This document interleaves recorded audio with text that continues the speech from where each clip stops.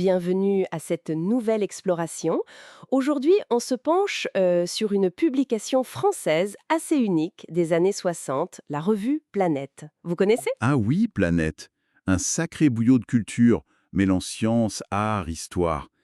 Et puis pas mal de spéculations sur le potentiel humain. Exactement. L'objectif aujourd'hui, c'est d'aller y piocher quelques idées fortes, des choses qui nous parlent encore. Tout à fait. Planète, c'était vraiment l'ambition de décloisonner la pensée. Oui. Bousculer un peu les certitudes. On va voir comment, à travers des sujets très variés, elle cultivait cette curiosité, cette remise en question des cadres. Alors justement, commençons par cette idée de décloisonnement.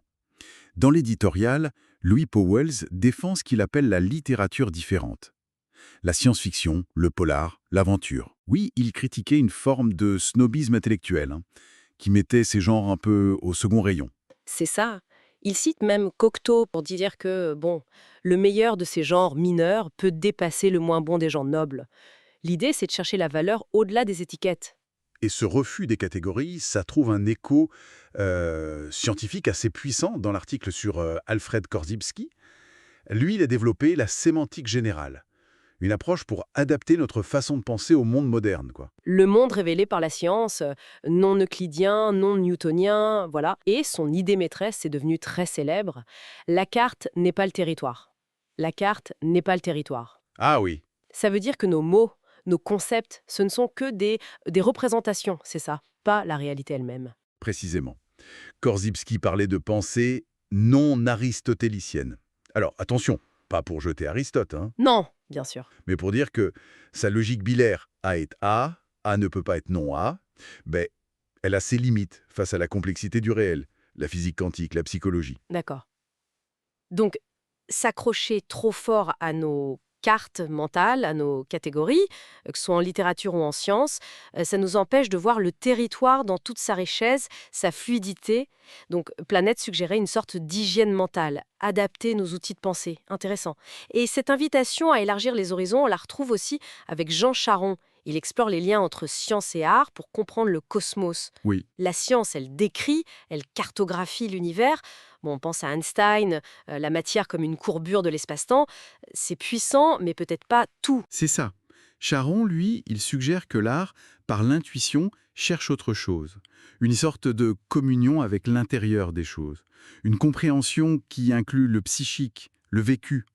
Il s'inspire pas mal de Teilhard de Chardin d'ailleurs. Pour lui, l'évolution, c'est pas une dispersion, mais plutôt une convergence.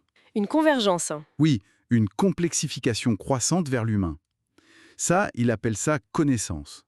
Et la capacité de l'humain à se relier au reste, il appelle ça amour. Donc pour Charon, science et art, ce serait pas opposé, mais Complémentaire. deux chemins vers une unité plus grande entre l'individu, l'un, et le cosmos, le tout. Exactement.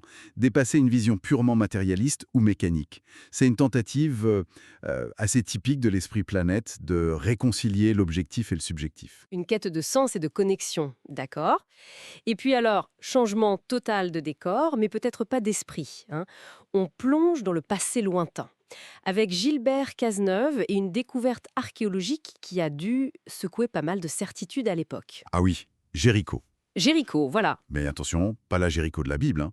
Un site beaucoup, beaucoup plus ancien. Ah bon? Oui, les datations ont révélé une cité fortifiée, accrochez-vous, de 6800 avant Jésus-Christ. 6800 avant notre ère. Oui, Mais c'est énorme. c'est des millénaires avant Sumer ou l'Égypte qu'on considérait comme les berceaux de la civilisation. Exactement. C'était assez stupéfiant pour l'époque. Et qu'est-ce qu'on y a trouvé concrètement sur ce site si ancien? Mais des murailles impressionnantes, des maisons rondes en briques crues, une grosse tour, un escalier monumental taillé dans le roc. Incroyable. Et le plus curieux peut-être, dans les couches les plus anciennes, pas de poterie. Par contre, une pratique assez énigmatique. C'est-à-dire? Des crânes humains dont le visage était remodelé avec du plâtre, parfois avec des coquillages à la place des yeux. Et on les conservait précieusement. Ah oui, un culte des ancêtres très élaboré peut-être. Probablement. Mais au-delà de ces détails qui sont fascinants, l'implication majeure pointée par la source, elle est claire. Laquelle? L'existence possible d'une société complexe, organisée, capable de construire des monuments bien plus tôt qu'on l'imaginait. Donc ça a obligé à redessiner complètement la carte de l'histoire humaine, en fait. Absolument. Réévaluer l'émergence des premières civilisations au Proche-Orient. Remettre en question le schéma linéaire qu'on avait en tête, encore une fois le territoire. Ouais. Qui défie la carte préexistante, c'est ça? Voilà. Alors, si on essaie de résumer un peu tout ça. Planète, c'était une invitation à regarder au-delà des genres littéraires, Oui. à questionner notre logique même avec Korzybski, Mhm. à unir science et art pour une vision plus globale avec Charon, Tout à fait. et même à réécrire notre plus lointain passé avec des découvertes comme Jéricho. C'est tout à fait ça. Le fil conducteur, c'est cette curiosité radicale, cette volonté d'explorer toutes les frontières, l'espace, le temps, mais aussi la connaissance, la conscience humaine.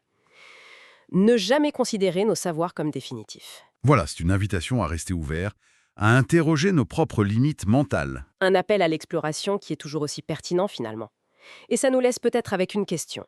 Mhm. Parmi nos certitudes d'aujourd'hui, nos cadres de pensée, lesquels pourraient bien demain se révéler n'être que des cartes dépassées, à redessiner entièrement?